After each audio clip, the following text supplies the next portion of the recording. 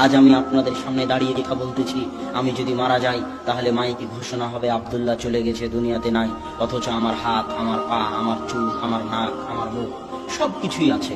তারপরও মানুষ বলতেছে আমি নাকি চলে গেছি। তার মানে আমি এতক্ষণ যে কথা বলছিলাম, তো আমার ভিতরে একটা রূহ ছিল, ওই রূহটা আমার ভিতর থেকে চলে যাবে।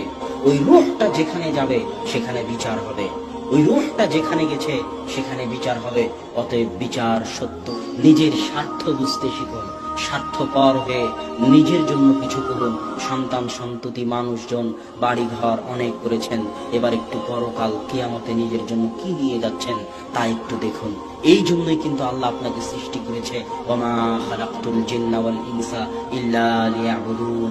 মানুষ এবং জিনকে সৃষ্টি করেছি শুধু আমার ইবাদত করার জন্য। সকাল থেকে সন্ধ্যা পর্যন্ত, জন্ম থেকে মৃত্যু পর্যন্ত মানুষ শুধু আমার ইবাদত করবে, আমার